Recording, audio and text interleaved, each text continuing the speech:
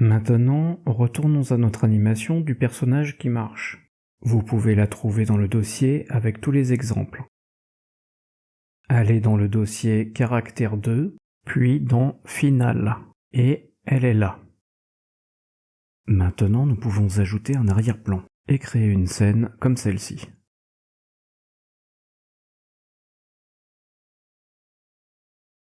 Allons dans le dossier appelé BG Forest 1. Ici se trouve l'image d'arrière-plan.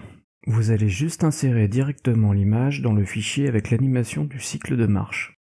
Ces keyframes qui sont responsables de l'animation du personnage nous serviront d'indication. Donc, je vais vous montrer l'autre façon. Fermez ce fichier sans enregistrer les changements. Créez un nouveau fichier et insérez ici le fichier avec l'animation du personnage. Sélectionnez Fichier, Importer. Allez dans Caractère 2, Final. Le voici. Donc, nous avons importé un fichier d'animation externe et il est montré comme un groupe.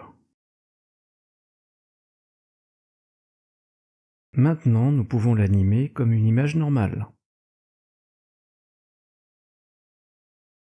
En même temps, les keyframes du document courant n'affecteront pas l'animation dans le fichier externe. Regardez. Ici, à côté du paramètre Canova, nous avons des waypoints qui représentent l'animation dans le fichier externe. Et ils resteront en place si je déplace les keyframes du document courant. Ok, maintenant vous avez seulement à ajouter un arrière-plan, et n'oubliez pas de désactiver le mode animation.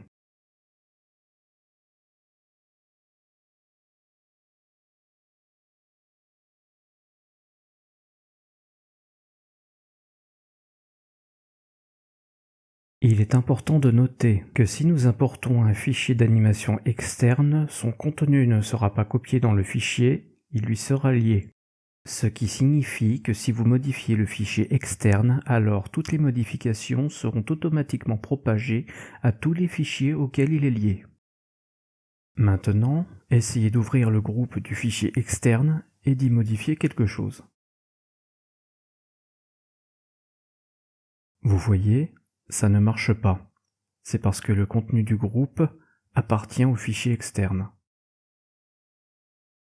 Mais nous pouvons ouvrir le fichier dans un onglet séparé et faisons-y nos modifications.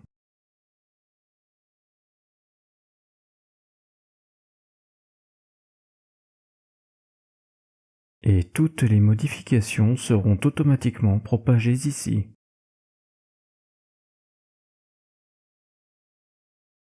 Et si nous avons un fichier externe ouvert dans un onglet à part, alors nous serons capables d'éditer son contenu directement ici, dans ce document. Vous voyez, il n'y a aucune erreur.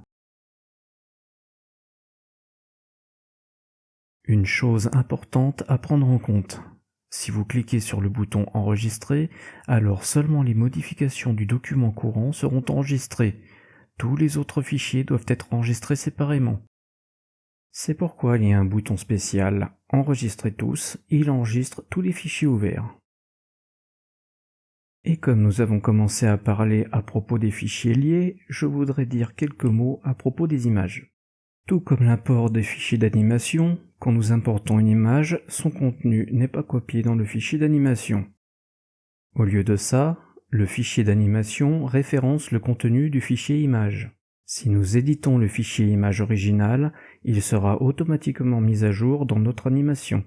La seule différence est que ces modifications ne se font pas immédiatement.